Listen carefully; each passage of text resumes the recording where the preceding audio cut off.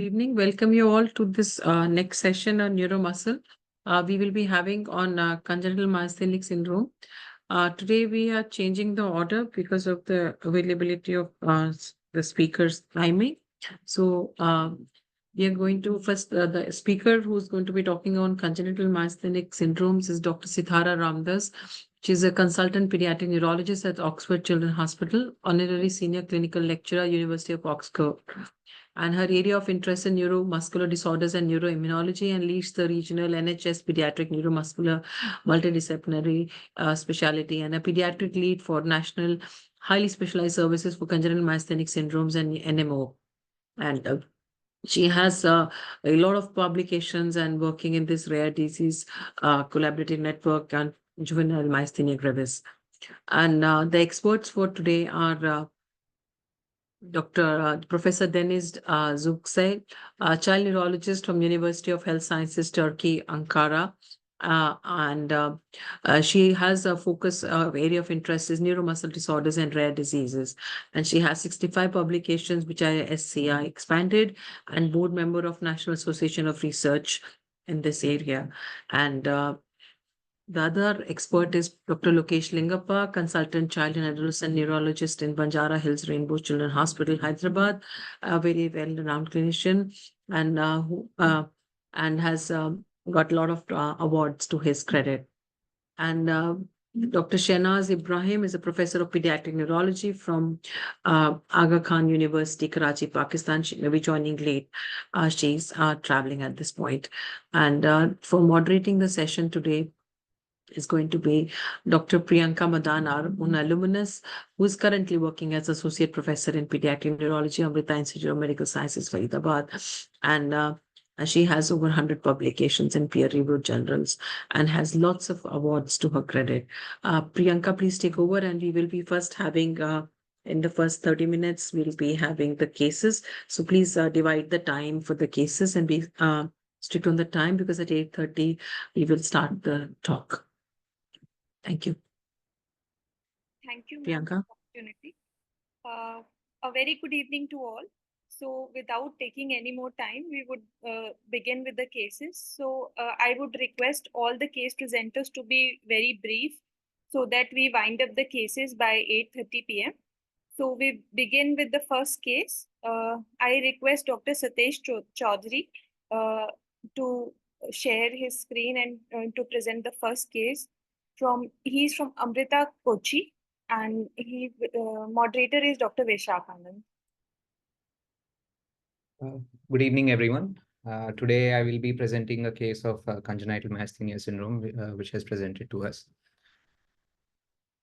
We present a 7-year-old girl born out of a 4th-degree consanguinity who presented with drooping of eyelids noticed since early infancy, overall gross motor delay, and recurrent episodes of pneumonia.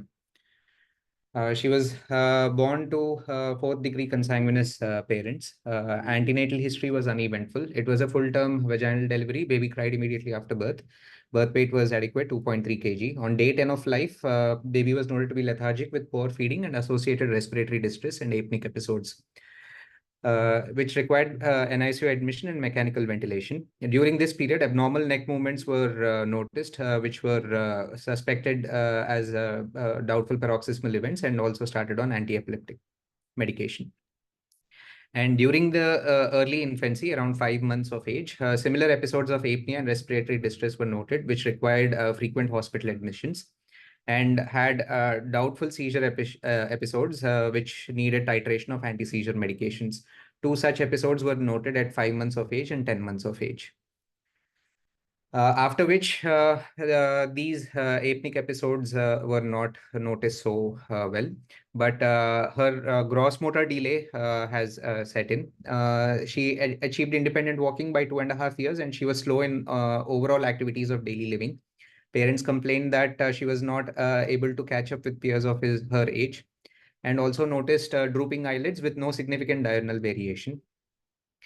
She also had recurrent pneumonia episodes with worsening weakness during this periods of acute febrile illness requiring multiple hospital admissions. Her social and language milestones and cognition were well preserved.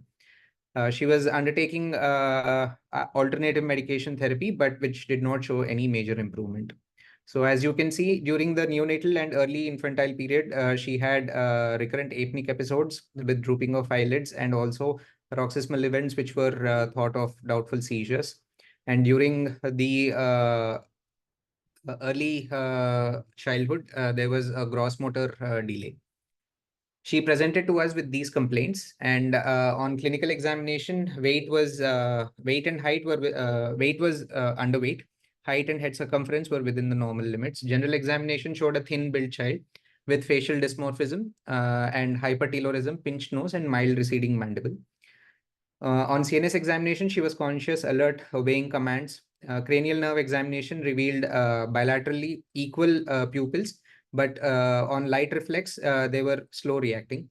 And there was also bilateral ptosis, which was noted, and restricted extraocular movements, which were noted in all directions. Motor system examination showed generalized muscle atrophy without any major contractures. There was hypotonia, and upper and lower limb muscle testing showed noticeable proximal muscle weakness in both upper and lower limbs. DTRs were 2+, and bilateral plantar showed a flexor response. Tests for fatigability were positive, and rest of the systemic examination was within normal limits. As we can see, this is the child who presented to us, and there was significant ophthalmoplegia. She was not able to move her eyes in the horizontal and vertical gaze.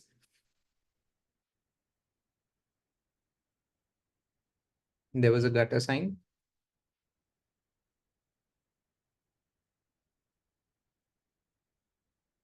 And this video showing significant truncal weakness.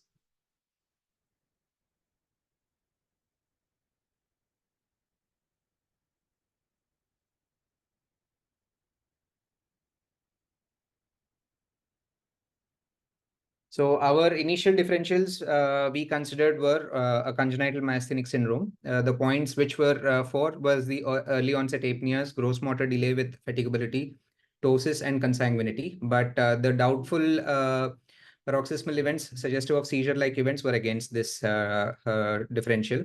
Then there is acquired myasthenia, but seizures and very early onset of symptoms was slightly against an acquired myasthenia.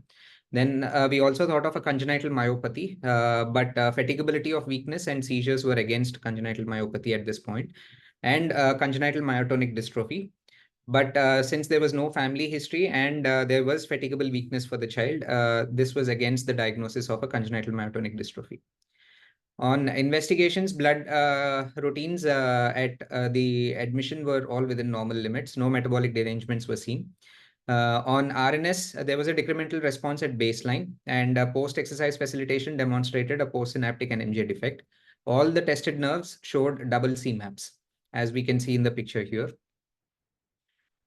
So in view of a suspected COL-Q mutation associated CMS, we thought of this because of the severe neonatal onset of the child on a background of consanguinity, along with gross motor delay, fatigability, and also the NCV suggesting of a double CMAP. And we initiated the child on salbutamol, and peridostigmine was deferred. After which she showed a significant improvement in overall motor ability and no further admissions. After starting the medication, she was doing quite well with no further major hospital admissions. We sent a whole exome thinking of a COL-Q mutation, and that is what we got. It was a pathogenic homozygous autosomal recessive mutation in exon 13 of the COL-Q gene. And right now she's on regular follow-up, and she is tolerating salbutamol therapy well, and she's also scholastically doing well in her school. Coming to the discussion, overall, congenital myasthenic syndromes are rare, but these have to be considered because they are treatable conditions. In myasthenia, there is an abnormal transmission across the neuromuscular junction due to underlying either genetic defects or an autoimmune mechanism. There are early onset forms, which are the most common forms, and there are also late onset forms. COL-Q CMS was first described in 1988, and it accounts to around 6% of all the CMS cases. ColQ encodes a collagen-like tail subunit in the ACH esterase enzyme, which anchors the ACH esterase to the basal lamina. If there is a ColQ mutation, this will lead to a defective ACH esterase activity, which will lead to increased ACH at the neuromuscular junction. And this will lead to dispersion of the ACH receptors at the neuromuscular plate. Typically, they present as we would like to omit the discussion part so that we move on to the next case in view of shortage of time, because this would be discussed by the speaker later on. I would invite a few comments from the experts. Dr. Dennis? Vishak has to say something or not? Yeah. Vishak. Dr. Vishak? Yes. So thank you, Dr. Satish, for the presentation. This case was straightforward from the history itself. It was clear that it was a case of congenital myasthenia. But what was unique was that we found that double CMAP was there. And one important point is that you should make your technician be aware that the possibility and importance of presence of the double CMAP. Because many times what happens is they will be just reporting the values of the amplitude and the latency, and just they may not be providing the graph. So unless you see the graph, you may miss the double CMAP. So in this case, specifically, we looked for the double CMAP, which we found, which made a therapeutic change. Otherwise, we would have started pyridoxine treatment, because CHRNE is the most common CMS mutation that we get in our setting. But in this case, there was double CMAP. So the two DDs that we kept were ColdQ or slow channel CMS. But uniquely, this kid was having delayed pupillary response, which is very unique for ColdQ. So even before the genetic report was available, we were pretty sure that it's a case of ColdQ, and that's why we started salbutamol, and the child responded well to salbutamol. Another interesting feature was that they had a history of seizure, which made us confused why CMS should have seizure unless it's a DPAG or something. But looking back, we think that it is because the child was having respiratory distress and was using the axillary muscle so much that it was mistaken as a seizure rather than a true seizure. Thank you. Interesting case. So I would invite comments from our experts, Dr. Dennis and Dr. Lokesh. Good evening, everyone. I would like to start by thanking AOC and office members, Dr. Shefali Gulati and Mahesh Kamate. This is a nice presentation. According to my experiences, I think that the diagnostic process of the patient, the myasthenic congenital myasthenic syndromes, is very related to awareness about this disease. So they are rare but important neuromuscular disorders. Most of them respond to medications. We need to keep in mind that we can get a decremental response in EMG after exercise and fatigue in our patients who may have the congenital myasthenic syndromes, especially chat mutations and CoQ mutations. Thank you very much. Thank you. Dr. Lokesh, sir? Yeah. So I think the one of the handle for ColQ is recurrent respiratory failures. So a child presenting with recurrent respiratory failures, admissions for pneumonias, we need to think of ColQ, which has been considered here early on, because some children who had been on pyridostigmine and then continue to have respiratory issues, once you shift out to salbutamol, those things get resolved. I think that's why considering this early and treating this with appropriate medications is very important. Thank you. Thank you, sir. And I would also like to add the slow pupillary responses, which are also features of ColQ myasthenia. And the important thing being the treatable nature of this disease. So it is very important to recognize this disorder. So let us move on to the next case by Dr. Deepti. Moderator is Dr. Prashant Johri, sir, from AIIMS, New Delhi. So I request Dr. Deepti to share the slides. We can see the slides. Yes, please, Dr. Deepti. Good evening, everyone. Myself, Dr. Deepti, working as a DM resident at AIIMS, New Delhi. Today, we are presenting a case of baby A, who is currently chronological age of 4.5 months, presented to us on day 4 of life with the complaints of poor feeding and pooling of secretions noted since day 1 of life. And there was history of recurrent apnea noted since day 2 of life. The baby was born at 35 plus 5 weeks of gestation via cesarean section. The birth weight was 2.13 kg. There was history of delayed cry at birth, for which the baby required positive pressure ventilation for 30 seconds. Coming to the antenatal history, the index case is a 4th-born child of a 2nd-degree consanguineous marriage. It was a spontaneous conception. Mother had gestational diabetes mellitus during pregnancy, and there was history of decreased fetal movements noted antenatally. However, there was no history of polyhydramnios, and there was no history of any drug intake or exposure to teratogen. Coming to the perinatal history, it was a cephalic presentation and born via LSES. At birth, the child had delayed cry, requiring positive pressure ventilation for 30 seconds. After initial observation in the labor room, the child was shifted to mother side.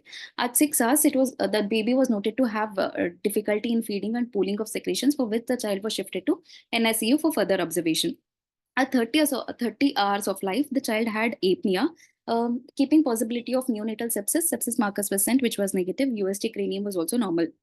The child was kept under observation in NICU. At 54 hours of life, the child again had 2nd episode of apnea, following which the child was put on CPAP. And on 4th day of life, we were called for evaluation. There was no history of convulsive seizures or uprolling of eyeballs or any other paroxysmal repetitive movement. There was no history of drooping of eyelids. There was no history of restriction of the movement of the eye. There was no history of fluctuation in level of spontaneous limb movement, sucking and swallowing. No history of deviation of angle of mouth to one side while crying. There was no history of nasal regurgitation of feeds or recurrent aspiration. There was no history of respiratory distress. There was no history of abnormal body odor, rash, skin or hair changes. There was no history suggestive of weakness or easy fatigability in the mother, or stiffness in the mother, or history of delayed hand release. Coming to the family history, our index case was a 4th-born child of a 2nd-degree consanguineous marriage. The first child expired at 12 hours of life, and the second child expired at 1 hour of life outside the INS facility. And the cause of death in both the cases were attributed to hypoxic ischemic encephalopathy. On examination, there was no facial dysmorphism, no neurocutaneous markers, no congenital cataracts were seen. However, the child had open mouth, high arched palate was noted, and child had flexed posture. There was weak cry. However, there was no loss of habituation, and spine examination was normal. This is the video which was taken at day 20 of life. In this video, we can see there was a poor repertoire of movements, and there is limited extension at the elbow and knee joints, and there is limited anti-gravity movement noted at the shoulder joints, and both the lower limbs were kept in extension and extended and adducted position, giving an appearance of hypertonia. Coming to CNS examination, state-to-state variability was good. Cranial nerve examination, fundus was normal. There was no ptosis or ophthalmoplegia. There was no deviation of angle of mouth while crying. However, there was difficulty in sucking and swallowing was present. Pooling of secretions were noted, and gag was poor. There was no tongue fasciculations. On motor system examination, bulk appeared normal. On tone examination, complete extension of the bilateral elbow and knee was restricted, which was suggestive of arthrogryposis. There was no distal joint laxity, and there was hyporeflexia. However, examination of the mother did not reveal any weakness or grip myotonia. Other systemic examination was within normal limits. Coming to the summary, this is a day 4-old female baby, 4th-born child of a 2nd-degree consanguineous marriage, present to us with difficulty in swallowing and pulling of secretions, suggestive of bulbar weakness, and there was history of recurrent apnea. And on examination, state-to-state variability was good. There was poor repertoire of movements. Hyporeflexia and arthrogryposis was noted. There was no fasciculation, ptosis, or ophthalmoplegia, and the examination of the mother was normal. Based on the history and examination, we localized the lesion to be of a lower motor neuron pathology. And the first possibility was congenital myasthenic syndrome. Points in favor for congenital syndrome was early onset bulbar weakness, recurrent apnea, weak cry, high arched palate, and history of 2 early neonatal deaths. The point against was no fatigability. Apart from that, we also kept possibility of congenital myopathy and congenital muscular dystrophy. The points in favor for these were like early onset bulbar weakness, high arched palate, arthrogryposis. However, there was no hypotonia and there was no CNS or ocular involvement. SMA type 1 was also kept lower down. The points in favor was weakness. However, there was no hypotonia or no tongue fasciculations.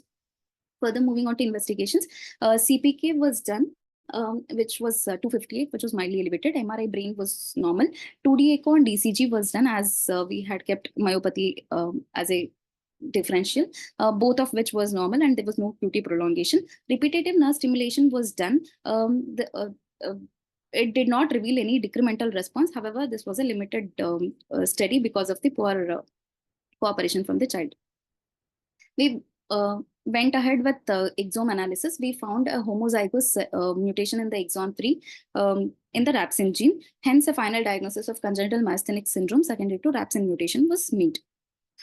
After this, the child was started on pyridostigmine at 1 mg per kg per dose, and it was gradually height. This is the video taken after 20 days of starting pyridostigmine. In this, we can see there was improvement in the movements of the limbs, and also there was improvement in the sucking, and currently the child was able to breastfeed. A follow plan is to titrate the dose of pyridostigmine up to a maximum of 7 mg per kg per day. As apnea can be precipitated by intercurrent illness, parents have been counseled regarding the same, and domiciliary management of apnea have been taught. Second line agent like salbutamol can also be tried if there is plateauing in improvement. A few slides on congenital myasthenic syndromes. Congenital myasthenic syndrome results from gene mutations affecting the neuromuscular junction structure and function. Apart from slow channel syndrome, all are inherited in an autosomal recessive pattern. Coming to rapsin-associated congenital myasthenic syndrome, rapsin is a key protein which is key protein in the initiation and maintenance of the synaptic structure, specifically in clustering of acetylcholine receptor at the muscle end plate. Rapsin can present as early onset or late onset forms. Early onset usually present at birth or early infancy with respiratory failure, feeding difficulties, or generalized hypotonia. They can usually have mild arthrogryposis, which tends to resolve with physiotherapy. High arched palate is noted in rapsin-associated CMS, and episodic exacerbations can be associated with respiratory failure and apnea. Frequency and severity of these life-threatening episodes diminish during childhood and usually resolve around 6 years of age. Late onset form is a less frequent one, and this is usually seen in adolescence and adulthood. This late onset rapsin CMS may mimic autoimmune myasthenia gravis. Yes, ma'am. I think we can go to the discussion part. So I would invite comments from Prashant sir. Thank you, Priyanka. I think Deepti, you have presented the case quite well. So I don't have much to add here. It's just that in the initial 3-4 days when the first consultation actually came to us, we thought that there was some sort of an apparent stiffness which was there in the baby. So we did thought of hyperexplexia as one possibility. And because of the early deaths, we also thought of some skeletal channelopathies as well that could have led to some arrhythmia. So these were the things. However, because there was significant apneas happening, there was a lot of bulbar weakness, congenital myasthenia was one of the top differentials that we had kept. And thinking on that line, we went ahead with a genetic test.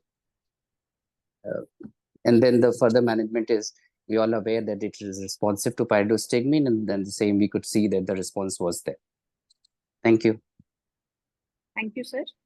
So, Priyanka, I think we will have to, I think Dr. Sithara is there. I mean, she's already there. So I will just request her to start, and after her talk, we'll take the rest of the cases, I think. Yeah. okay, ma'am. So I request Dr. Sithara. Welcome, Dr. Sithara. Hi. So Thank you. Sithara, hi. We have introduced you earlier. I in the beginning of the session. Thank you. Welcome. Okay, Thanks. yeah, thank you, Shefali, and thank you, the team, for inviting me. I'll just share my screen. Asmita, have you given the right?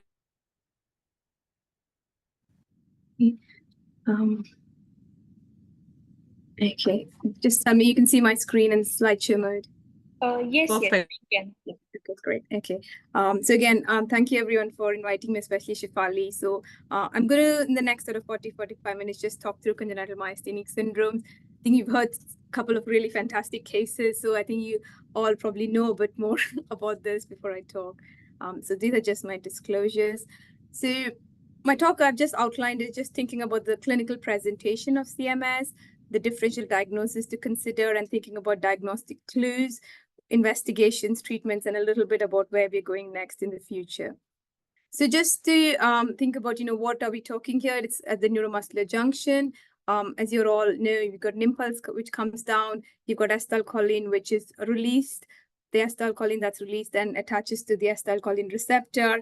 You get depolarization with the sodium channel and muscle contraction. Okay, and this is where the most effective pathway of neuromuscular transmission should happen.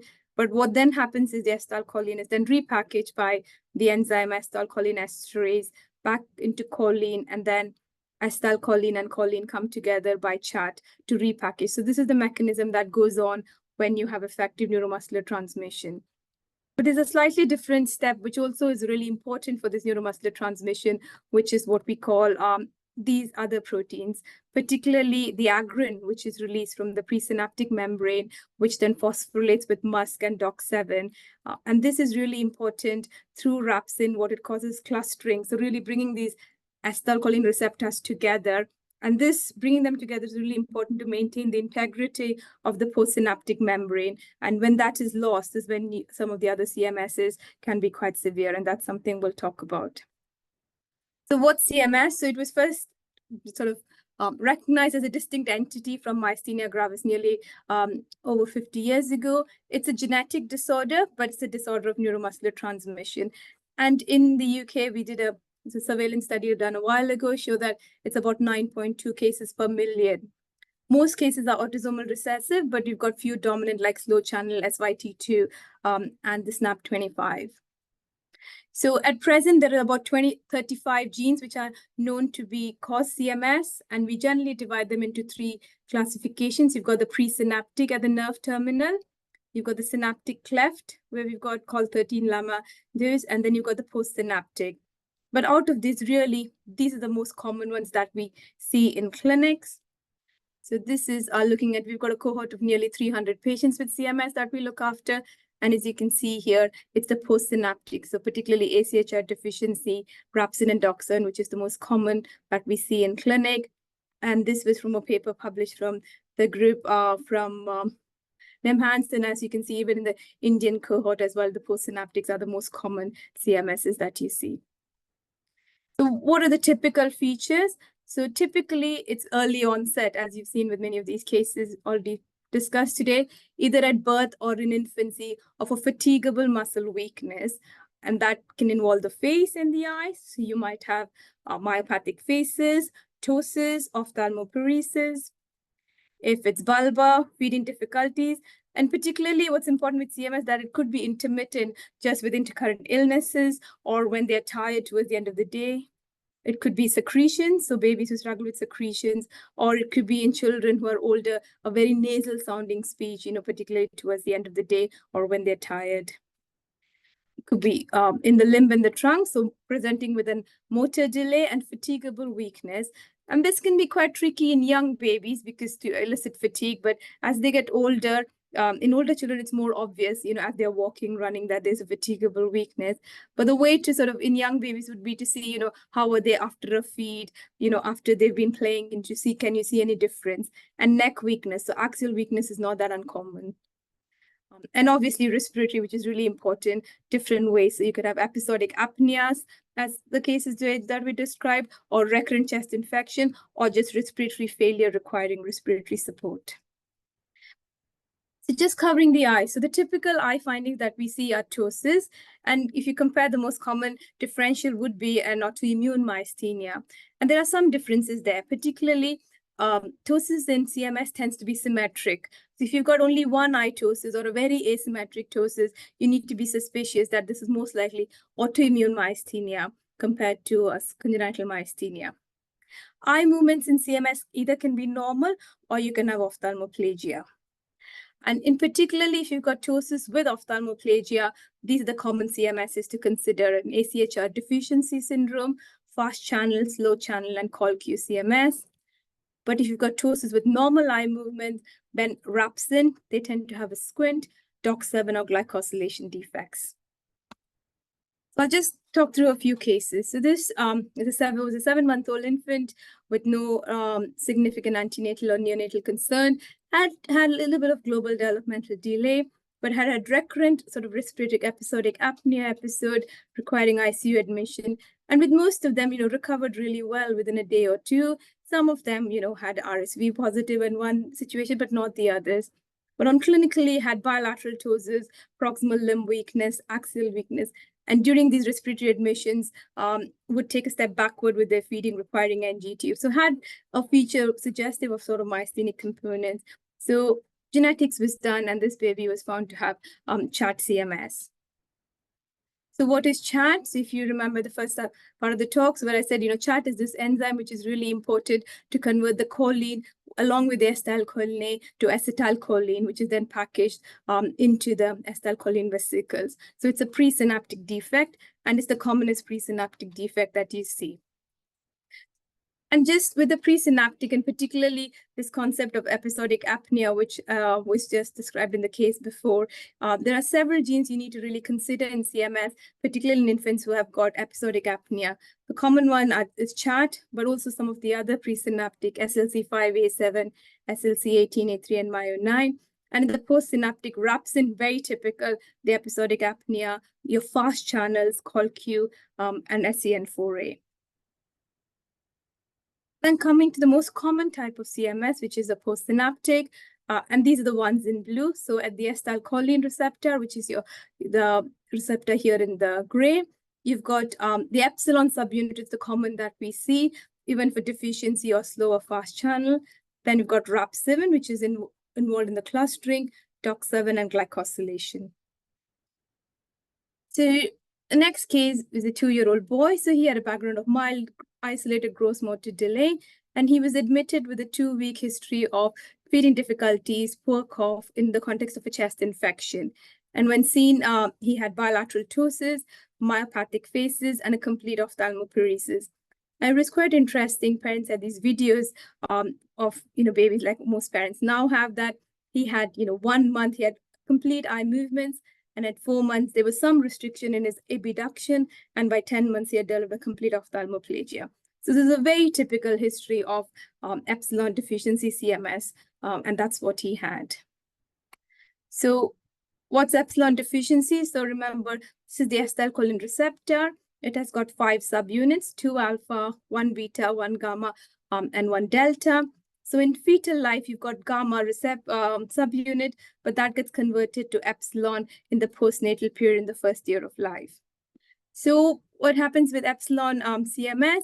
They tend to have symptoms in infancy, not as severe as the CHATs or the rhapsin, but a bit of motor delay. They can have some bulbar difficulties, recurrent chest infection, but they have this very typical ptosis and significant ophthalmoplegia. And as they get older, they remain sort of stable, but they also have proximal weakness and bulbar difficulties. These are just 2 videos of 2 patients with epsilon CMS. This is a child. Look at my finger and follow it. And what you can see is, you can see in the boy, the myopathic faces, the facial weakness, bilateral ptosis, and he's got a complete ophthalmoplegia, but he's learned to sort of move his head around to compensate for that. So if you see that, epsilon CMS is the most likely with this clinical picture. The next case is a 10-month-old infant. So again, uneventful pregnancy and birth, but was noted to have talipes at birth. And then again, had recurrent intensive care admissions with episodic apneas, had bilateral ptosis with normal eye movements, and also had facial weakness. And what was quite clear was actually parents used to report that while her motor milestones were normal, but every time she had an ICU admission, she would have a regression in her motor milestone, and it would take her about a month to recover back after each event. So she had this transient, not only regression of motor milestone, but also feeding. So she would need to go back on NG feeds for a few weeks and then recover and get back. So this history with the talipes, episodic apnea, and ptosis with normal eye movements, and this motor regression with illnesses is very typical of Rapsin CMS, and that's what she had. So Rapsin CMS, the clues are arthrogryposis. It can be ptosis, just talipes, or more severe, more generalized arthrogryposis. They have dysmorphic faces. As you can see in this young girl, this very long myopathic looking face. They have, if you look inside their mouth, a high arch palate. They tend to have a dental malocclusion as well. And you can see she's got ptosis here.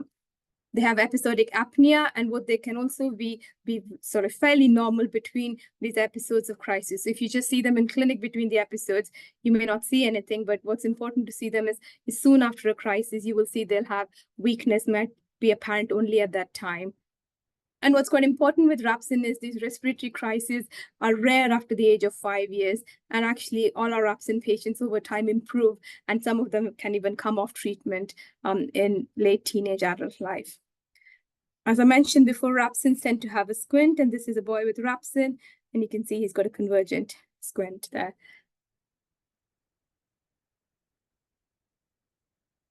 Next patient is male infant. So he was born at term after uneventful pregnancy, but had recurrent apneas from day 1 of life, and he was noted to be very floppy with minimal anti-gravity movements and ptosis.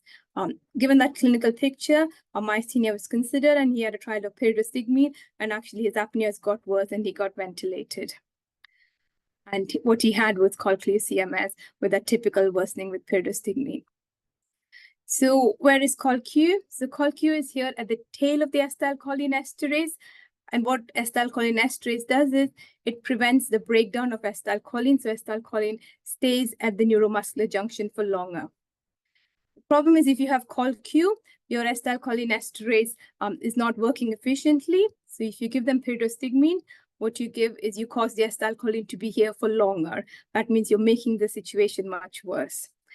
And that's why they get worse with pyridostigmine.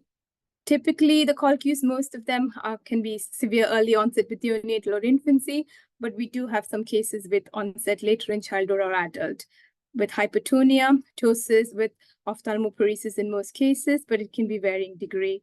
But the severe ones will have significant bulbar involvement, respiratory crisis, and respiratory failure, requiring respiratory support, proximal weakness, and as was mentioned in one of the cases, a typical delayed pupillary reaction. It's not found in all of the cases, but if it's there, it's a nice clinical clue. And if you do neurophysiology, you have this double CMAP, which can be a clue, which is only seen in Cold-Q and slow channel CMS. The last case is sort of an adult. So this was a 55-year-old male, and he had a diagnosis of seronegative myasthenia given at the age of 19. He was treated with pyridostigmine, and he said, he had some response. But then at the age of 35, his myasthenia got worse with worsening bulbar weakness and limb involvement. So he was started on steroids. And again, there was some response reported. He continued for a number of years on prednisolone and azathioprine, but in his early 50s, then developed respiratory difficulties, which were initially attributed to anxiety.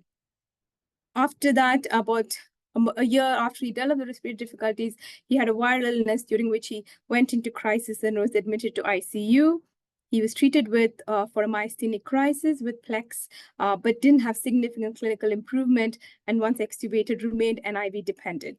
So this is a very atypical history, particularly a myasthenic crisis patient not responding to Plex, as to why, myasthenia gravis patient not responding to Plex, as to why he was referred to us, and we reviewed his history again.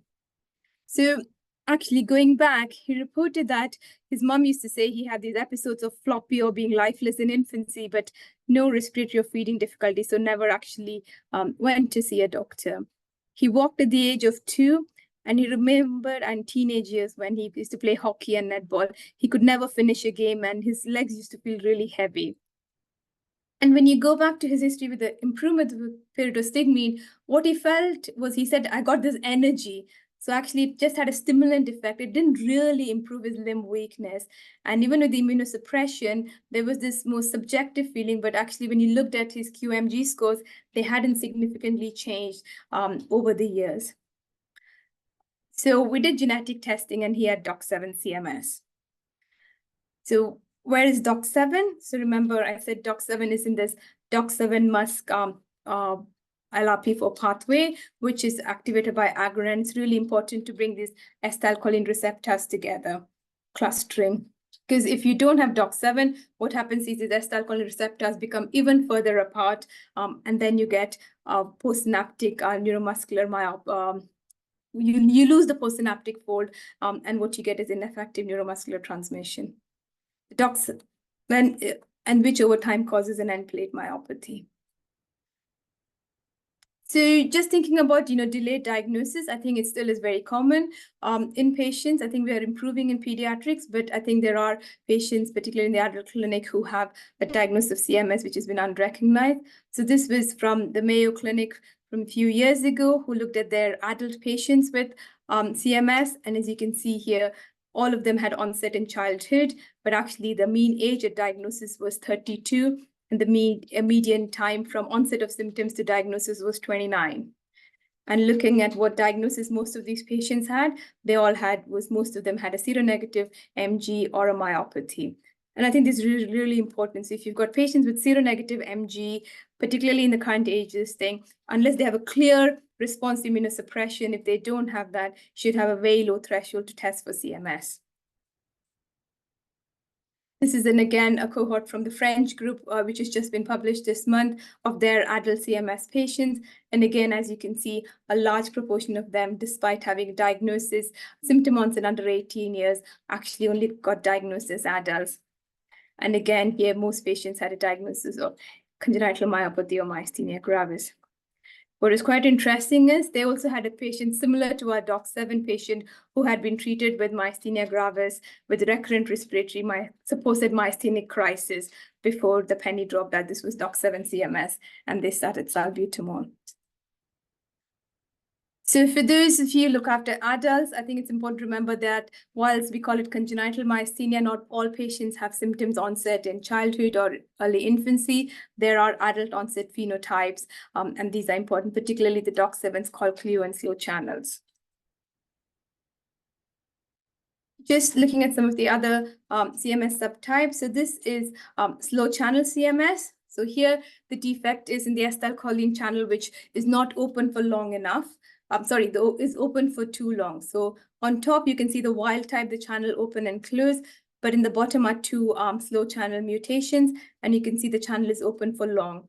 So when it's open for long, what you get is an excess calcium at the postsynaptic membrane, which then over time causes this myopathy. So on your left-hand side, what you can see is those troughs and valleys. So that's the really nice neuromuscular junction, wild type.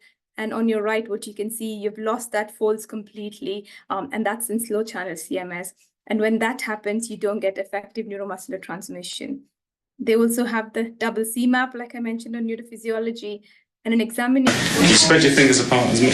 What they typically have is this distal, particularly hand weakness. So upper limb, hand involvement, and cervical weakness axial weakness can be a clue for slow channel CMS. And as mentioned before, they would get worse with acetylcholinesterase because you already have a channel which is open for too long. If you give them pyridostigmine, you've got too much acetylcholine there, which is making the channel open further. So actually, they would get worse. Next, we've got the opposite, which is fast channel CMS. So here what you have is a channel which is not open for shorter than the duration is needed. So on top, you can see is the wild type. And this is a CMS mutation fast channel. You can see the channel closes too quickly. And in these patients, particularly the ones we have in the UK with a specific mutation, tend to be very severe with onset usually in the neonatal period with bulbar difficulties, recurrent apneas, respiratory crisis, requiring ventilatory support. They all have ptosis and ophthalmoplegia and significant muscle weakness, which doesn't completely resolve like your absence or your respiratory insufficiency. Most of our patients are still wheelchair dependent. There are some milder phenotypes of fast channel which have been reported, particularly in the recent French cohort. Then you've got the other cohort of patients with glycosylation defects. So as you all know, glycosylation is a ubiquitous pathway, and we've got patients with glycosylation defects. So, you've got the congenital glycosylation disorders of glycosylation. You've got the limb girdle muscular dystrophies, the congenital muscular dystrophies.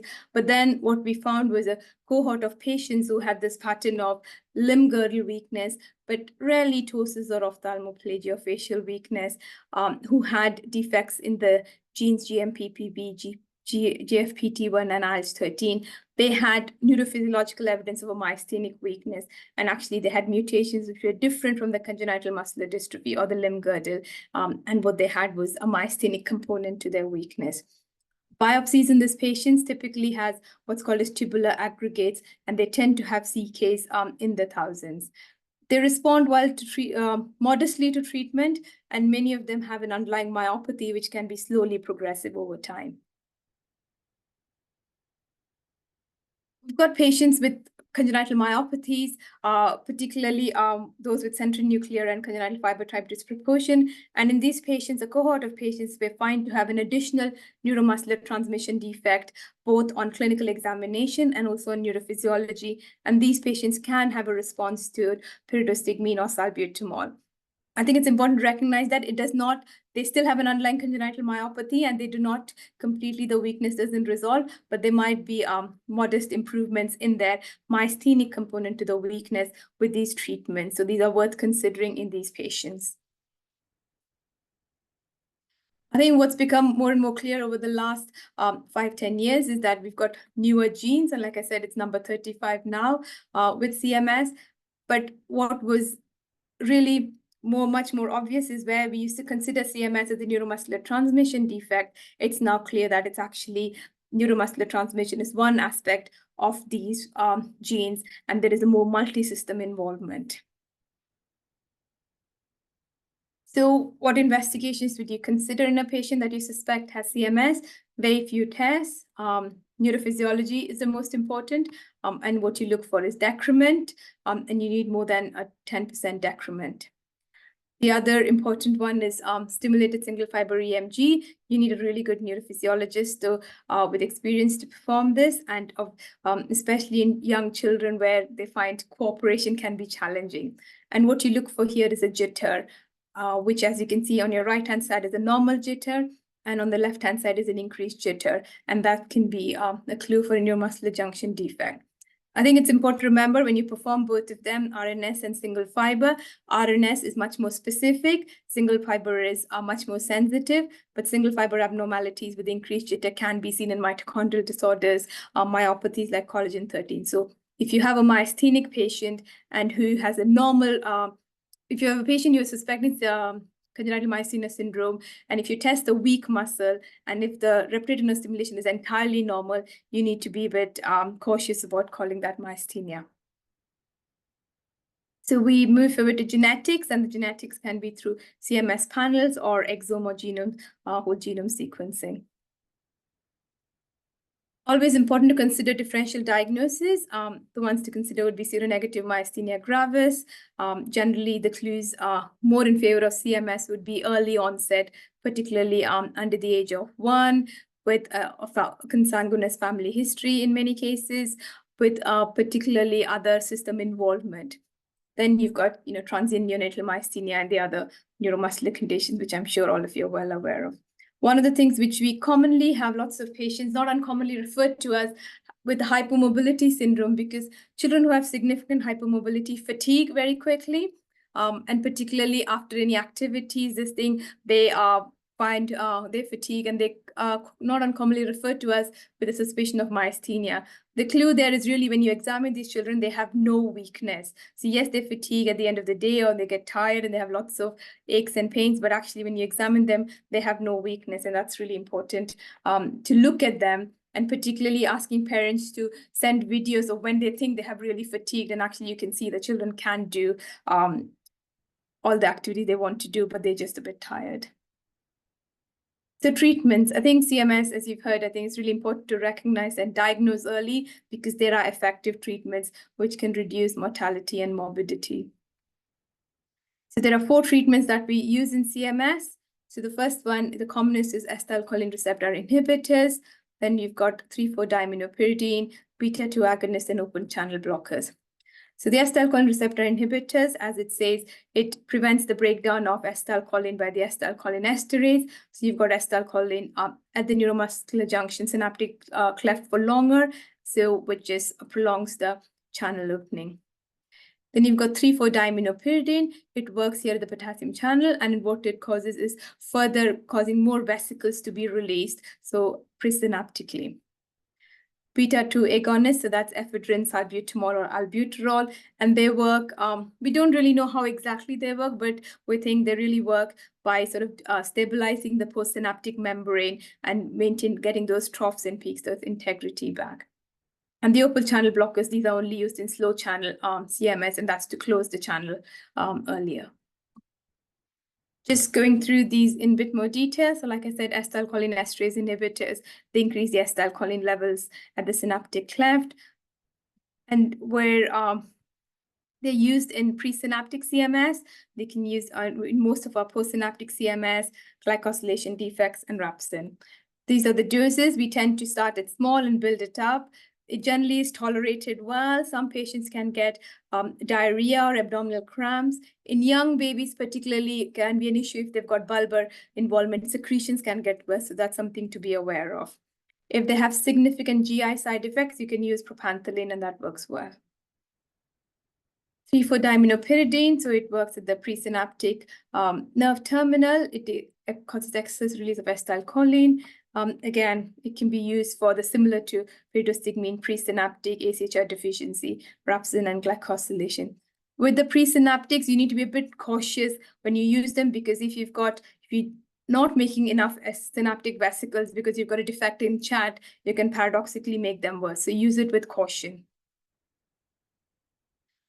DOX7 CMS, so like I mentioned before, DOX7 is involved in this clustering pathway, and when you've got absence of DOX7, you get more acetylcholine receptor dispersal. And what this causes is a myopathy. So for these patients, if you give them pyridostigmine, you cause more acetylcholine to be there at the neuromuscular junction, and that causes further dispersion, and that's why they get worse. So in these patients, a few years ago, we gave them salbutamol, and what we found was that on timed test examination, that's timed 10-meter walk and 6-minute walk test, they had significant functional improvements. And we saw similar effects with another beta-2 agonist, ephedrine. And what does this look like? I'm going to be running at empty. Okay, ready? And the important thing for ephedrine compared to pyridostigmine on 3,4-DAP is the action. So 3,4-DAP and pyridostigmine are immediate action. So you see an effect within an hour of taking the drug, and it wears off within 3 to 4 hours because they effective the acetylcholine release. Whereas the ephedrine is more of modulating the postsynaptic membrane and getting those structure, the postsynaptic stability back. So the effect is not immediate with the beta-2 agonist. It takes weeks and months to have the effect. And that's important you tell patients that, because otherwise they'll think I've taken it for a week and I see no difference. Okay, so when you're ready. Again, this is just to show in an adult who was treated for a number of years as seronegative myasthenia gravis. So before salbutamol, who had DOX7 CMS, and this is, after salbutamol.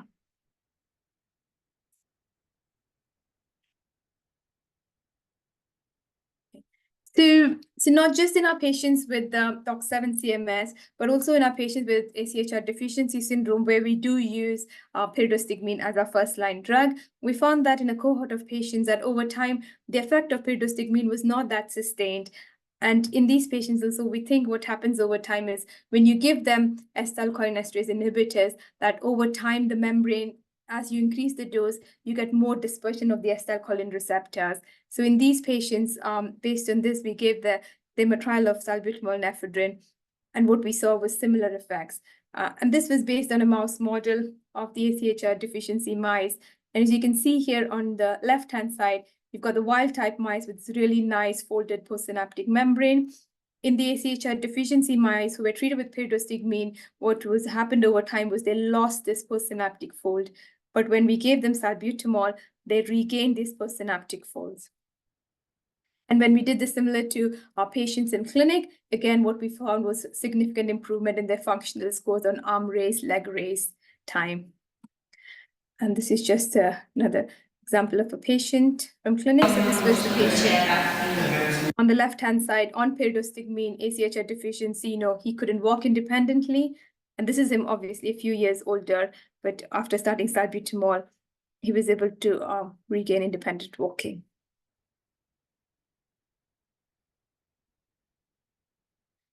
Called QCMS, it's one of the not uncommon CMS that we see. So similar. So if you've got acetylcholine esterase is not working because the ColQ is the tail of the acetylcholine esterase, you've got acetylcholine which is already hanging around here for longer. You give them pyridostigmine, that's why you make them worse, because too much acetylcholine, as you've already heard now, causes the dispersion of these receptors. So to treat, we use the same mechanism. It is salbutamol and ephedrine are the treatment of choice.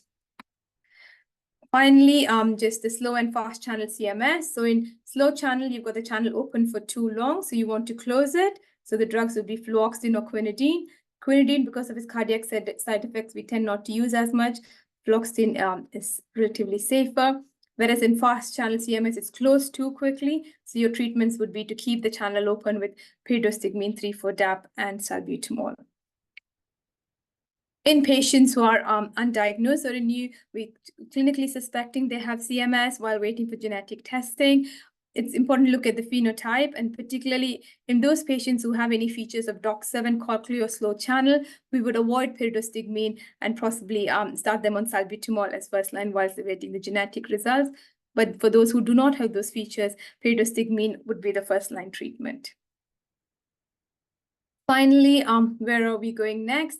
So as you would have seen in many of those videos, we've got patients who are on treatment, but they still have a degree of weakness, and the symptoms are not fully resolved with the current treatment. So we don't have a cure, and most patients, a proportion of them are still symptomatic despite our current treatments. So this was a work done from the Japanese group. So what they did was they treated wild-type mice with AAV gene therapy. So on the top is the acetylcholine nerve and the acetylcholine receptor in normal, non-treated mice.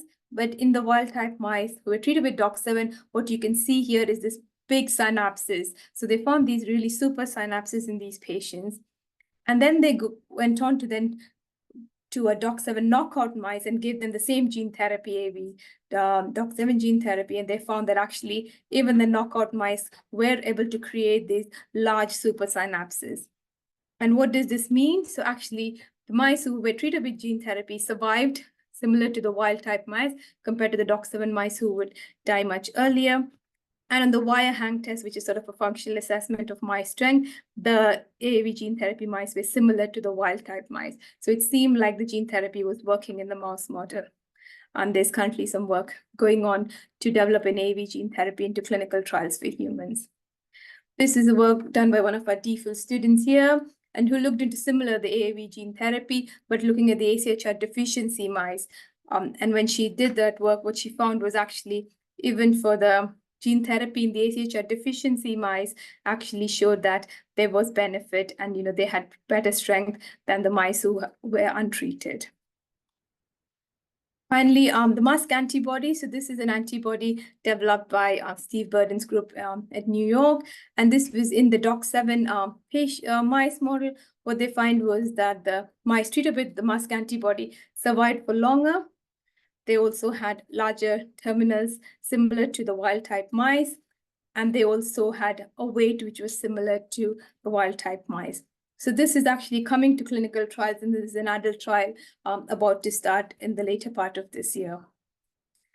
Finally, gene therapy for chat also is currently in the pipeline. This was in the mice group from Riccardo Masali's group, where they treated chat deficiency mice with gene therapy. And what they found was improvement in their functional scores and assessment, improvement in the EMG, which normalized, and they found that there was good expression of the gene therapy in across the board. So in summary, I just want to say that CMS can present with a whole host of clinical symptoms which can mimic other neuromuscular disorders, but it's important to recognize it and have an early suspicion, because early treatment can be quite efficacious. I think more and more as newer genes are discovered, it's quite clear that CMS is not just about the neuromuscular junction defect. And that's really important because the treatments that we currently give for CMS are only focused on the neuromuscular junction abnormalities.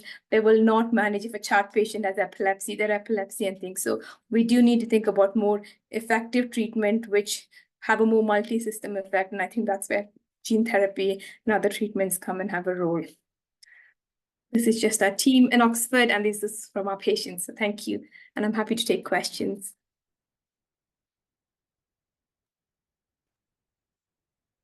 Thank you so much, Dr. Sitara, for the excellent presentation. So I would like to request Shefali ma'am for any comments, and then we can open it for discussion from experts. We open it for experts, and as a wonderful, comprehensive, up-to-date review. I think it was very much packed information in the very small time. It is really amazing. I would request Dennis and Lokesh to say a few words, and Professor Veda also. He's joined us, and then you can take the questions in the chat, and then the remaining cases. Yeah. To Dennis. You muted.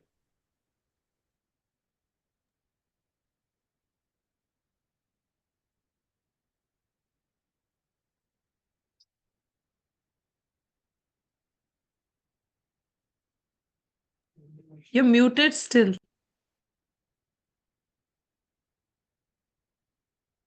Thank you. Can you hear me? Thank you, Dr. Stara. I'm wondering, do you have any patient with a GMPPB mutation that affect the anglicalization pathway? Yes, we do have GMPPB mutation patients. Yes, yeah. I experienced it newly, a baby, 2-year-old, admitted our hospital due to weakness, fatigue weakness. Her brother had a similar disease, died without being diagnosed. She had a severe hypotonicity, arthrogryposis, and respiratory distress. Serum creatine kinase level was high, and she had hypoplasia in the brainstem and cerebellum. A pathogenic pathway variant was detected in GMPPB gene. Patient with congenital myasthenic syndrome and more prominent myopathic features, elevated serum creatine kinase levels. Mutation in GMPPB lead to dystroglycanopathy. We cannot apply EMG because this baby in the pediatric intensive care unit, but we excited maybe can respond to predostigmine. So I think for me, this phenotype is more of a congenital muscular dystrophy with a cerebral involvement, and this one rather than a typical CMS GMPP, this thing. So I think obviously I would be cautiously about the response, discussion with parents about a response to pyridostigmine in this case, because this is not a true myasthenia, especially because you don't have neurophysiology evidence of a myasthenic weakness. It's a very early onset hypertonia with cerebellar abnormalities. Our GMPP and other glycosylation patients, they can have learning difficulties, but they tend not to have brain abnormalities in the things on MRI. So this, to me, is more of a congenital muscular dystrophy phenotype with that very onset than a typical GMPPB related CMS. So I think, she's in ICU. I think it's worth a trial of pyridostigmine. There's no harm with that, but I would just be more cautious that it's not the typical CMS. So you may not see that response. It's more on the congenital muscular dystrophy end of the glycosylation pathway. Yeah. Thank you. Yeah, Dr. Sitara, that was a very crisp presentation of myasthenia, covering most aspects of it, including the advances. One of the issues we have in India is children with CHRND myasthenia, where they do respond to 3,4-diaminopyridine. We don't have access to it, and these patients have significant bulbar weakness, jaw muscle weakness. So is there any other way we can try and help these families? So did you say Delta variant or Epsilon? Do you have many deltas? Delta. Delta. Delta. So I think if it is still a deficiency syndrome, pyridostigmine should work for them. The deltas are going to be much more severe than the epsilons, because if you think the epsilons, because they have a gamma, they still have sufficient gammas to sort of compensate. So the epsilons tend to be milder, whereas the deltas tend to be more severe because they don't have a compensatory, if you don't have delta, you don't have anything compensating compared to the epsilon. So I think in them, I would try pyridostigmine, and I don't see any reason why you can't try salbutamol as an add-on to see if the pyridostigmine hasn't had an optimal effect. But the deltas tend to be more severe, and you may not see that optimal response that you see in the epsilons deficiency as in the deltas.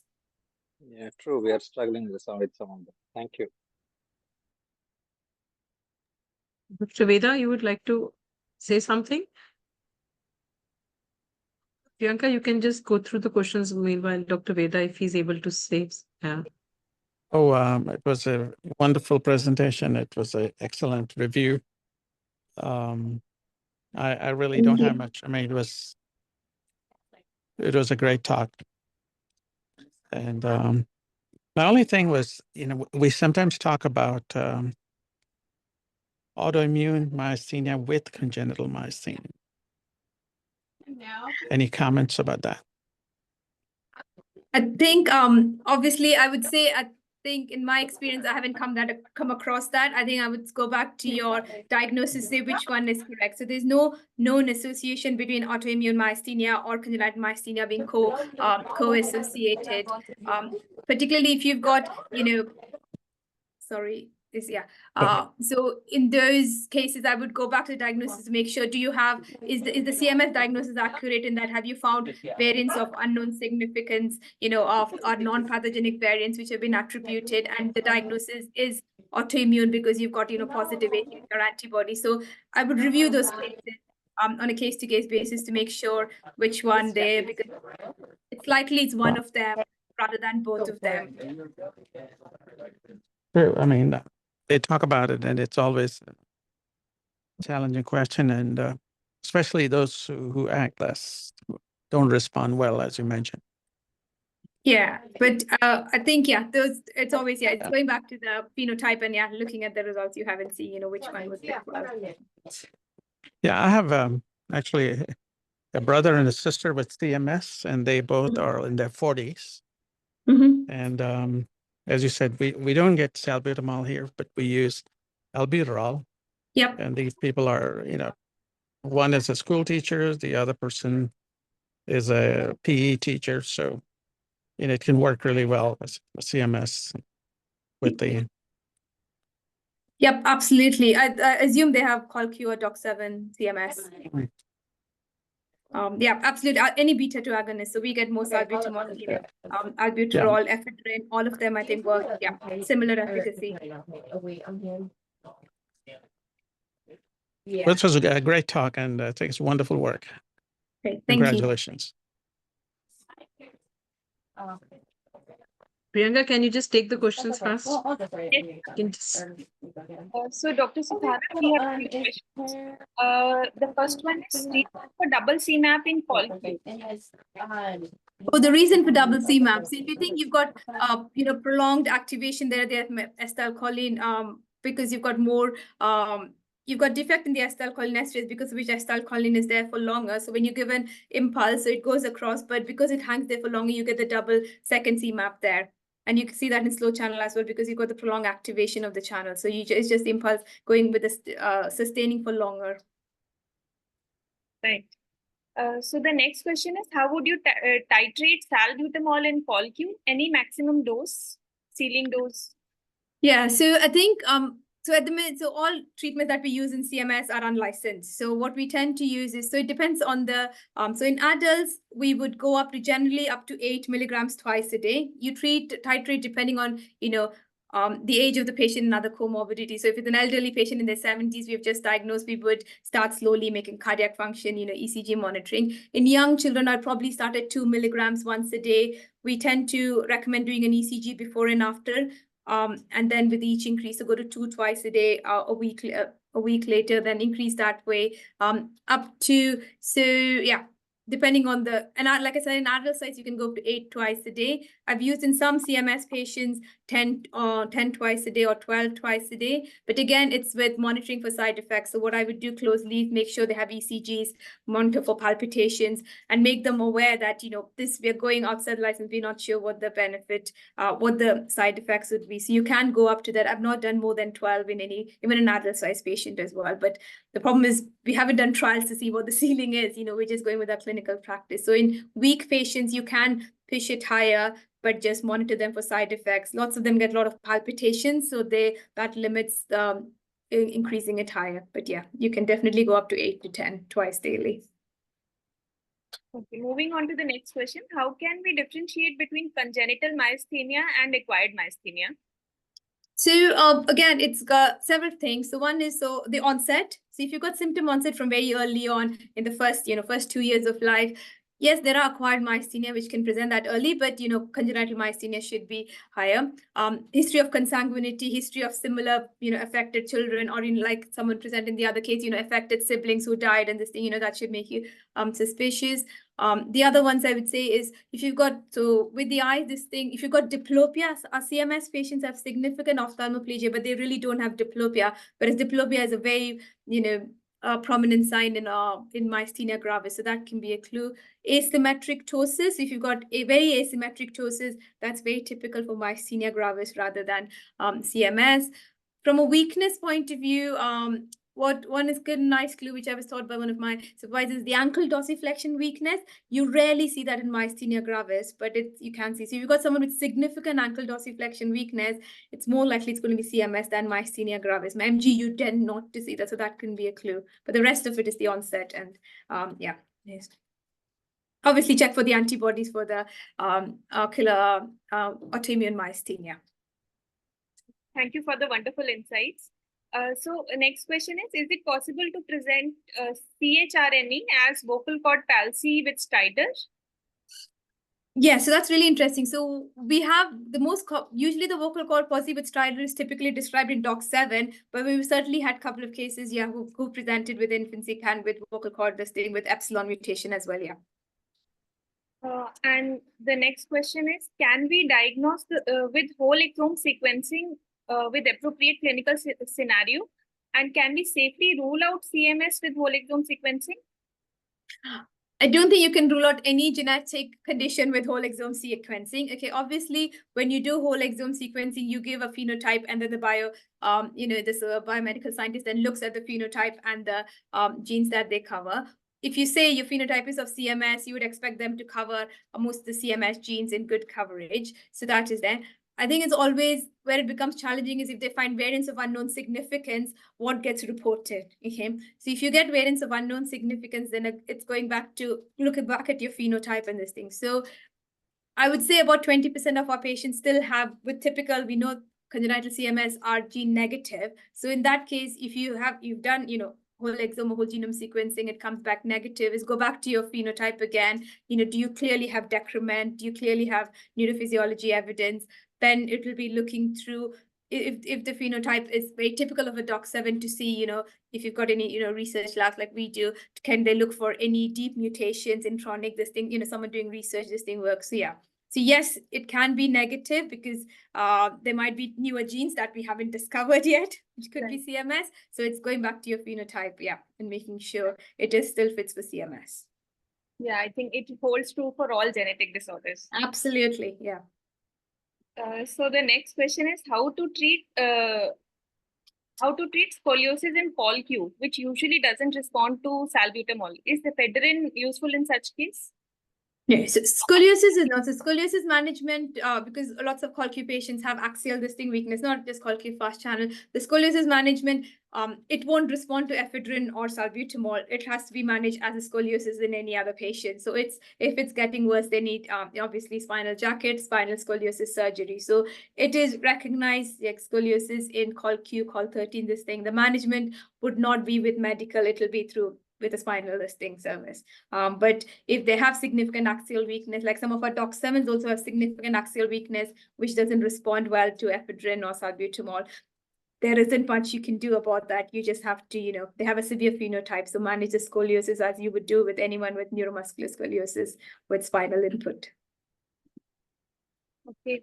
So the next question is ACHR receptor antibody, can it be positive in congenital myasthenia as well? So I think that goes back to sort of Veda, this thing's question, like not that there's no known recognition between these, and I know there are case reports of that, but actually, like I said, we have over 300 patients with CMS, and we've never seen a single case of CMS with autoimmune myasthenia. So saying that, ACHR antibody is very rarely falsely positive. So I think if you have one positive, recheck it again, recheck it with another lab, making sure it's genuinely positive, go back to the history again, look back into your CMS genetics. Was it a known pathogenic mutation, or was it a VUS which has been attributed to CMS? Go back to your phenotype and the results you have to see which you would classify the patient. Is it CMS or autoimmune myasthenia? I haven't come across that in our experience, and neither have my other colleagues as well, that both of them coming together. They get misdiagnosed. We have lots of patients who we diagnose as CMS, were a diagnosis of myasthenia gravis for a long time, but seronegative myasthenia gravis, not antibody positive. Yeah. Right. So we have one more question. Is it common for CMS to have myasthenic crisis like immune-mediated myasthenia triggered by stress or infection?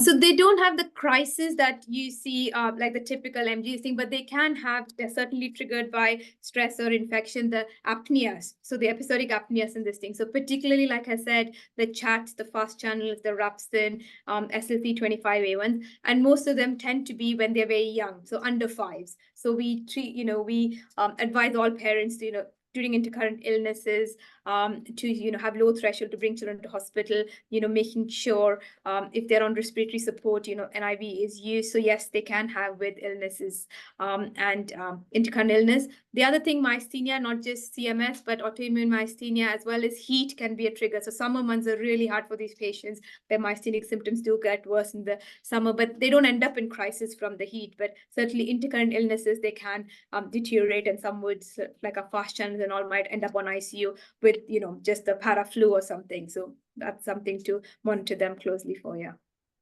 So in this context, I would also like to ask, why is this episodic apnea so specific for these specific mutations like CHAT and rhabstin? Yeah, I think that's a really good question. I think some of it we don't understand fully. Certainly with the rhabsins, what we do know is rhabstin is quite important in the initial development of the neuromuscular junction. So that's why we see the episodic apneas with rhabstin only in the first few years of life, because after that, probably the role of rhabstin is not that crucial once the neuromuscular junction has developed fully.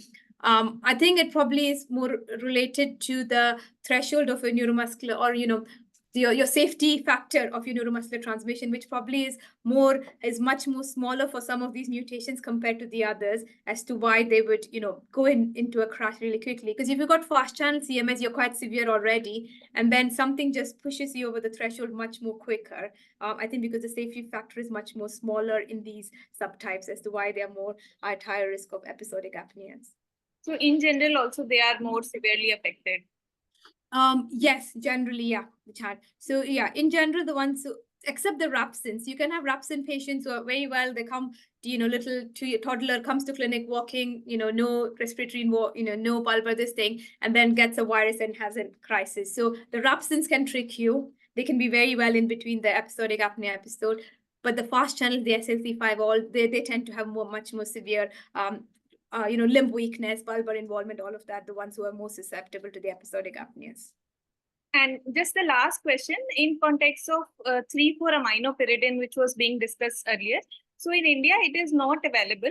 So, but we have 4-aminopyridine, which is available, which is also used for multiple sclerosis. It is also a potassium channel blocker, but I believe that would also help in CMS.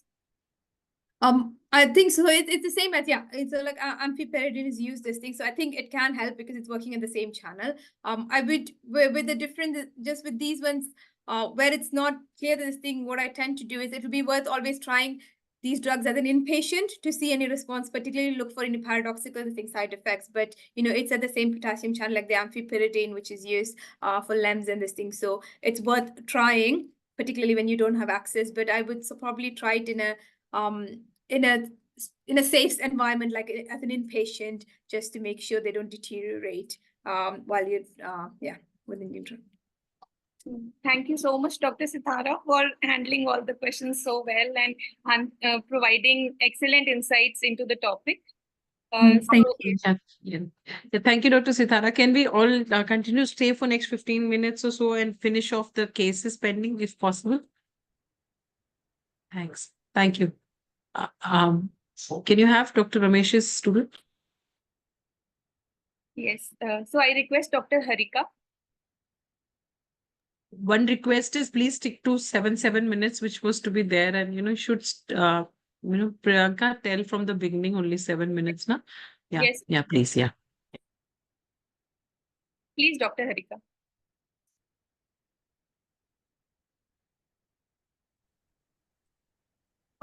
We are presenting a case of congenital myasthenia syndrome.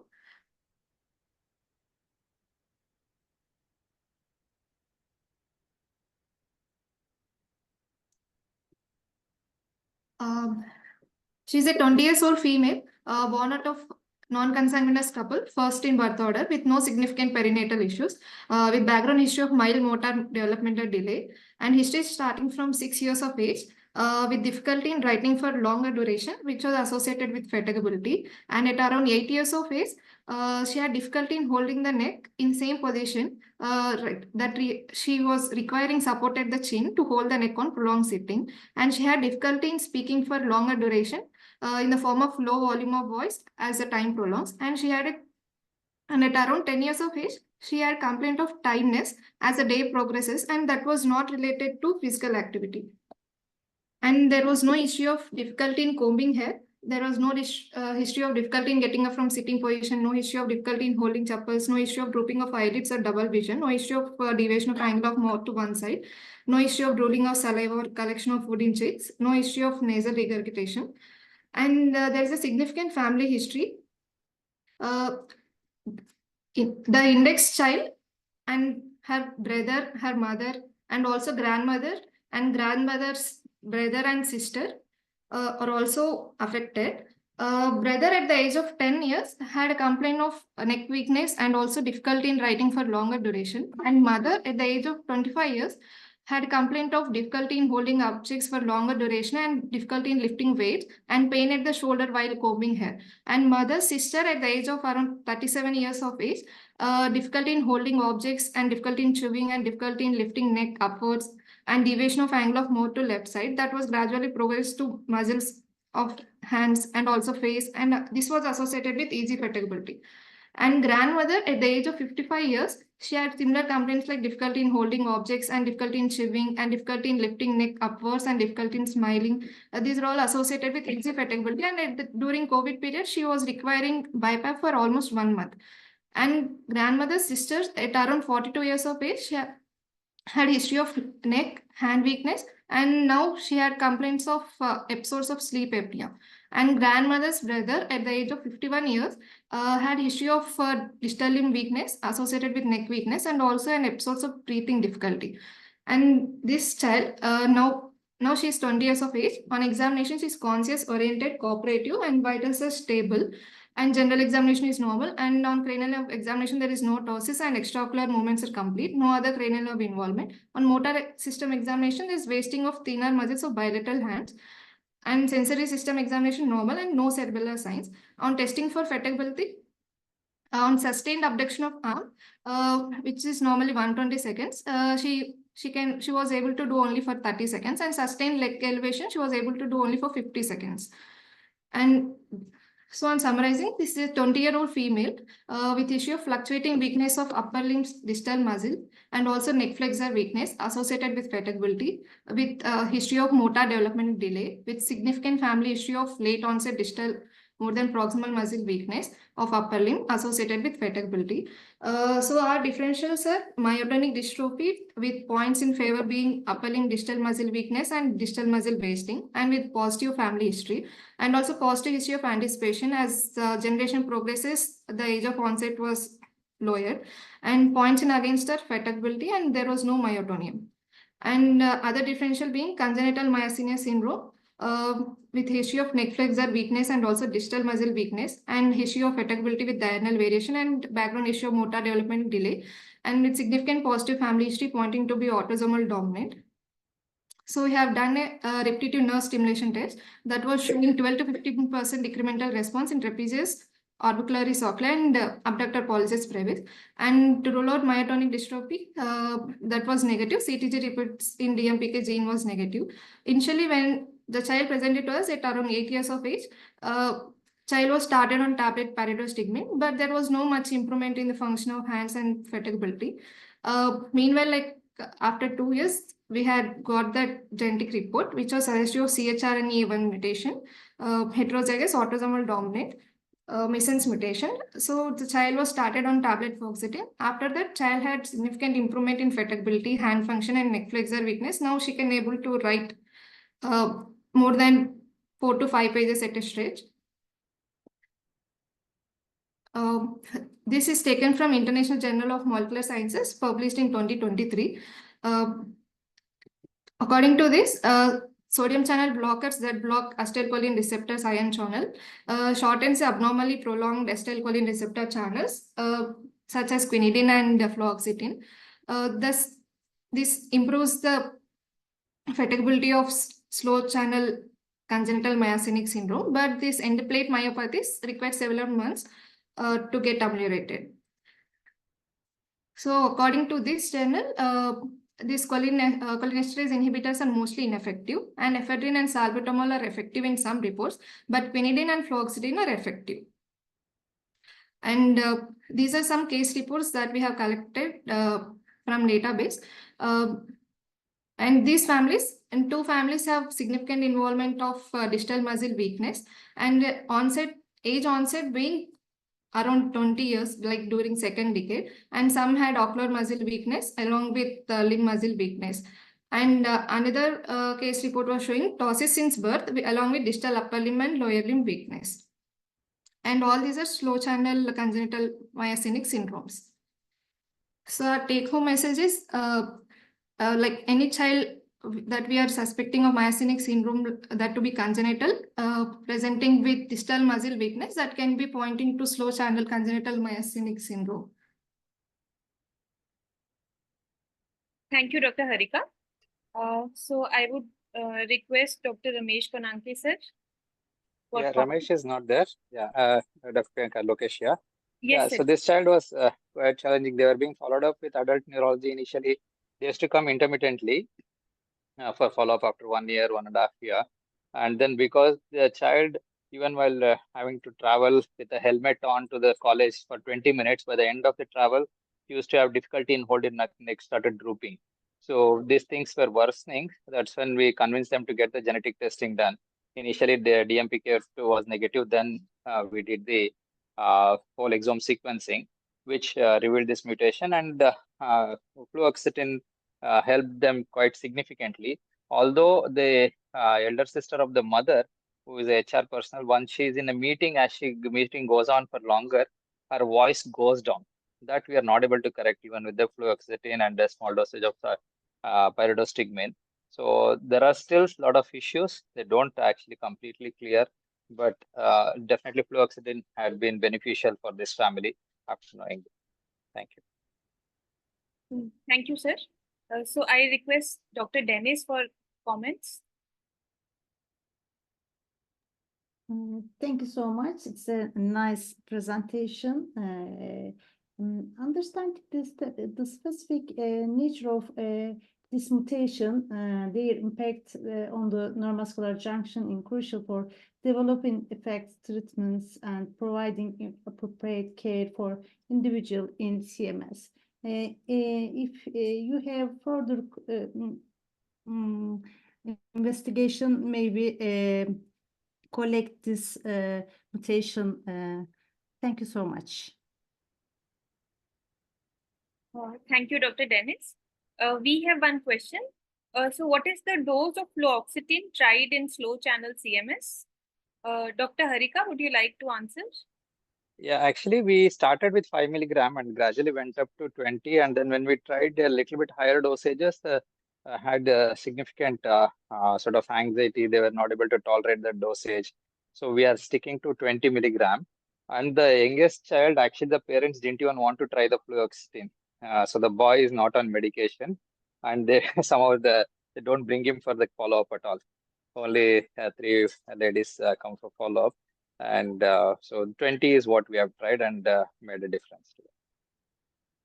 Sir, and in older patients also, similar dose was Yeah, tried? yes, older as well. They somehow, for some reason, they're not tolerating beyond that dosage. Okay, okay. Thank Yeah. you, sir. Thank you. So excellent case. So moving on to the last case for today, which will be presented by Dr. Abhishek, who is from PGI Chandigarh. Moderator is Dr. Renu Suthar. Over to you, Dr. Abhishek. Good evening, everyone. Am I audible? Yes, Dr. Abhishek. So I'll be presenting a child who belongs to a beautiful city of Kullu in India, and she was referred to us at 9 months of age with the chief complaints that her neck would fall, and she has loss of attained motor milestones with floppiness. Antenatally, her mother complained that she didn't feel fetal movements much. She was a breech presentation and elective LSCS was done. However, she cried immediately after birth and there was no perinatal insult. Postnatally, the mother said that she had delayed dentition and she had constipation. She had actually attained anti-gravity movements to start with. However, by 9 months, she lost those movements. She had weak cry and she used to take long time for feeds with difficulty in breastfeeding. There was no forthcoming family history. On examination, she was alert with a normal head size. There was no ptosis of thalmoplegia or fasciculations. However, she was hypotonic with areflexia. As you can see, she has pectus and she has high arched palate. There were no fasciculations present on examination.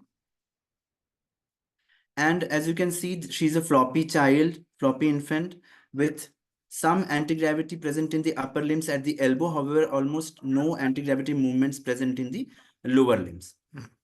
So with this, we had thought of clinical possibilities of SMA, though fasciculations were absent, congenital myopathy, dystrophies, and congenital myasthenia syndromes. We went ahead with investigations. The CK-NAC was 48. Electrophysiology, I'll just come to in the next few slides. ECG, we did to look for baseline tremors and for QRS complexes. Her echo was normal.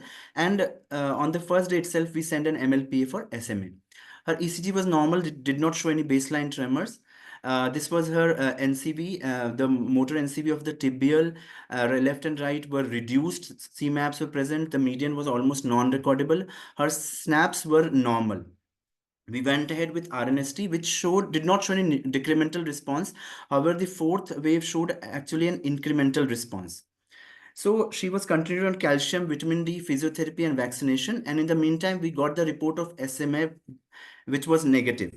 So next we knew what to do. We went ahead with a whole exome and we found a mutation of SYT2 gene, which is responsible for congenital myasthenia syndrome. So we reviewed the literature of SYT2 gene, and based on that, we started her on pyridostigmine. SYT2 is a synaptotagmin, which is a presynaptic protein, and it is involved in calcium-evoked acetylcholine release. They present with weakness, lower limb weakness predominantly, and areflexia. They may also present as neuropathy, and various families have been shown to have foot deformities. 3,4-DAP is the most effective drug used in this particular condition.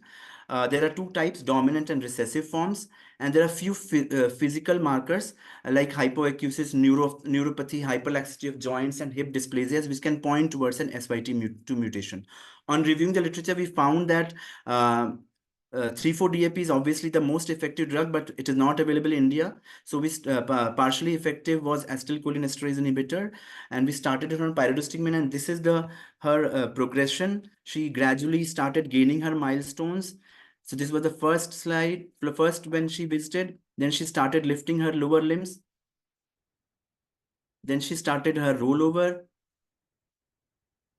And this is how she actually started showing improvement to the drug. This is her most recent video in which she is sitting with some support, and she now does namaste with both her hands actually. So this was which was anticipated, but actually after the whole exome and the treatment which we started, we were happy to see her gain her milestones. Thank you. Thank you, Dr. Abhishek. So I would like to request Dr. Renu for comments. And thank you so much. This is a nice presentation. Can I ask a question? Do you take a brain MRI imaging this patient? Some synaptotacmin mutation have teen corpus callosum reported. This child had undergone a brain MRI, and this child had a thin corpus callosum on the imaging. Thank you. Dr. Priyanka, I think this was a very interesting case because among most of the cases with postsynaptic myasthenia, we tend to get either decremental response, but it was interesting to note that her baseline CMAPs were very low, like they were in the range of 0.1 and 0.5 microvolt millivolt to present with. But once we did a low frequency RNST, there was an increment which was around 200%.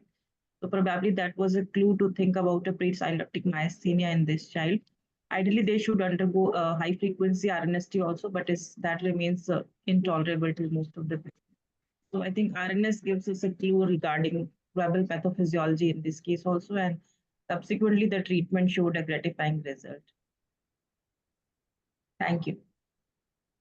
So I would like to ask one question. Is the child still somewhat weak, or it's the weakness has almost resolved? The child continues to be weak, ma'am, but gaining milestones, but the child continues to be weak, ma'am. It is a very slow gain in milestones. So I think that's true for all kind of CMS cases because absolute recovery is very, very rare in these cases, other than CHN, the acetylcholine acetyl E receptor, because they are they have very subtle weakness. But most of other CMS patients continue to have weakness despite being on therapy. So that's why more advances in the therapy is required, because even DOC7 or most cases continue to be floppy and they continue to suffer from lots of scoliosis, respiratory infections and deformities over the time. As 3,4-diaminopyridine is useful, so I think you can consider a trial of 4-aminopyridine, which is available as dalphenpyridine, also used in multiple sclerosis. I think it would also help in improving the weakness somewhat. I think it's a interesting thought we can explore, because the limitation of availability limits us in using most of our patients with even the CHRND cases, which shows a kind of a very severe course over the years. Right. So I think it's worth exploring that option. Right. Dr. Lokesh, you want to say something? Dr. Lokesh? Nothing much. I think most of the things have been covered. I think the 3,4-diaminopyridine is the challenge most of us are struggling with. We have spoken to pharma people. They are actually preparing the raw form and exporting from Hyderabad, but they are not able to give the processed form because it has to go through a lot of stringent process. So we are not able to get it. Okay. Thank you so much. Thank you, everyone. Would you, Dr. Dennis, Dr. Lokesh, want to give some final messages? Yeah, I think it's although rare, you'll have to keep a lookout for it too. Just today evening, we had a child from 4 years of age, now 12 years, presenting with significant proximal muscle weakness, more than truncal weakness was significant, and neck flexor weakness, and RNST was suggestive of significant decremental response. So they can be missed in the community for quite long because they don't present acutely. So they will have slow motor abilities. Many may not have the eye signs which we normally look for in myasthenia, as in the child we presented with slow channel syndrome and other things like GFPT1 also may not have significant this one. They might have more truncal weakness. So all these things, different handles, different ages of presentation, as you have already seen, from neonatal age to older adults. So we'll have to have keep an eye for these conditions and make sure before starting any immunomodulation, you are not dealing with a congenital myasthenia, as Dr. Sitara mentioned very clearly. It may not help and cause more side effects. So you need to be very clear you are dealing with Before starting immunomodulation, make sure you're not dealing with the congenital myasthenia. When uncertainty is there, do genetics and confirm, because the genetics has a very high yield and you get quite good positivity. Thank you.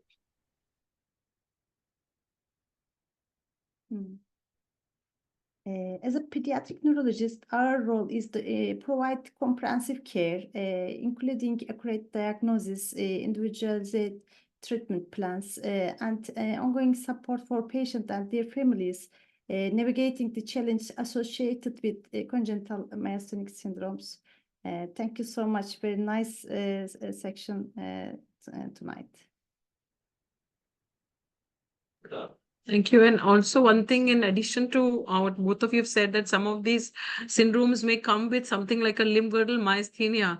And in that, the fluctuating weakness might be present, which will be, which may be not on a diurnal basis, maybe weekly or over months also. So, I mean, we have had somebody with DOC7 earlier. So I think it is important that, keeping in mind that there is a possibility and the wide variability of the spectrum also always should be kept in mind. Priyanka, want you to add something before we sign off? Ma'am, yes, ma'am. I would also like to add that, like, for DOC7 also, we have seen many cases with fluctuating weakness over long periods of time. So that is also a clue to diagnosis of myasthenia. Yes, and yeah, that's what I said. And because we've not discussed on that phenotype today, so I thought that's why I wanted to add. Thank you so much, everyone. And we get back 2 weeks from now, and that will be a talk on neuropathies. We will be meeting in 2 weeks from now. Thank you so much. Bye-bye. Thank you. Thank you, everyone. Thank you. Yeah, Mahesh is in flight, actually. That's why I'm pitching in for him. Thanks. Thank you. Thank you all. Thank you so much.